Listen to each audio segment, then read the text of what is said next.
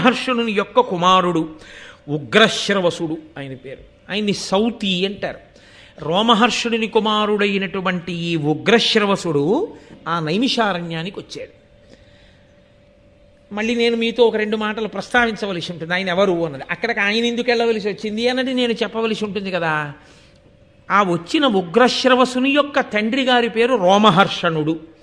ఆయనకి అసలు రోమహర్షణుడు అన్న పేరు ఎందుకు వచ్చింది, సూతుడు అన్న పేరు ఎందుకు వచ్చింది? సూతుడు అన్న పేరు సాధారణంగా సారథికి అన్వయం చేస్తూ ఉంటారు, లేదా జన్మచేత కొంతమందిని సూత శబ్దంతో పిలుస్తారు. ఇక్కడ రోమహర్షణుడు సూతుడు, కానీ రోమహర్షణుడు సూతుడు అని చెప్పడానికి కారణం ఏమిటో తెలుసా అండి? అది జాతి సంబంధమైనటువంటి అన్వయం కాదు.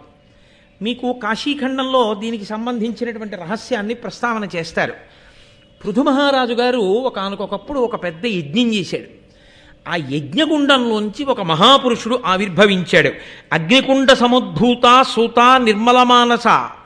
ఆయన బయటికి వచ్చినప్పుడు ఆ పృథు చక్రవర్తి యొక్క యజ్ఞగుండంలోంచి ఆయన ఆవిర్భవిస్తే ఆయన్ని పిలిచారు అందరూ. అగ్నికుండ సముద్భూత, అగ్నిగుండంలోంచి జన్మించినవాడా, నిర్మలమానస, నిర్మలమైన మనస్సు కలవాడా అని పిలిచారు. ఈయన వేదవ్యాసునికి శిష్యుడయ్యాడు.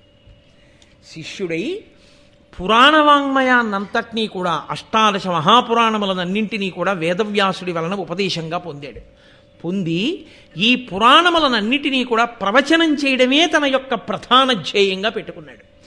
ఎందుకు అలా పెట్టుకోవాలి ఆయన అంటే, ఆయనకి ఏదో ఉబుసుపోక చెప్పినటువంటి వాడు కాడు.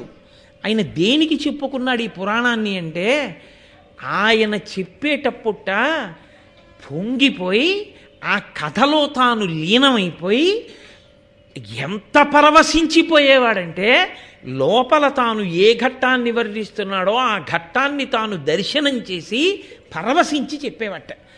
అంత పరవశంతో ఆయన చెప్తాడు కాబట్టి సభలో కూర్చున్న వాళ్ళందరికీ కూడా ఆనందంతో పులకలొచ్చి వెంట్రుకలు నిక్కబుడుచుకుని ఉండేటట్టుగా వింటుండేవారట ఆయన చెప్పేటటువంటి ప్రవచనాన్ని. అంత భక్తి కుదురుకునేది ఆయన మాట్లాడితే. అలా మాట్లాడాడు కాబట్టి ఆయనకి రోమహర్షణుడు అని పిలిచారు. అగ్నిగుండంలోంచి ఉద్భవించాడు కాబట్టి సూత అని పిలిచారు. అటువంటి సూతుడు రోమహర్షణుడు. ఆ రోమహర్షణుని యొక్క కుమారుడు ఉగ్రశ్రవసుడు. ఈయనకి కూడా తండ్రి గారి పోలికే వచ్చింది. ఈయనకి కూడా ఏమిటి పని అంటే, పురాణ ప్రవచనం చేస్తూ ఉంటాడు. ఈ పురాణ ప్రవచనం ఎందుకు చేస్తారో తెలుసా అండి? పురాణ ప్రవచనము భూతద్దం పెట్టి వస్తువుని చూపించడం అంటుంది శాస్త్రం.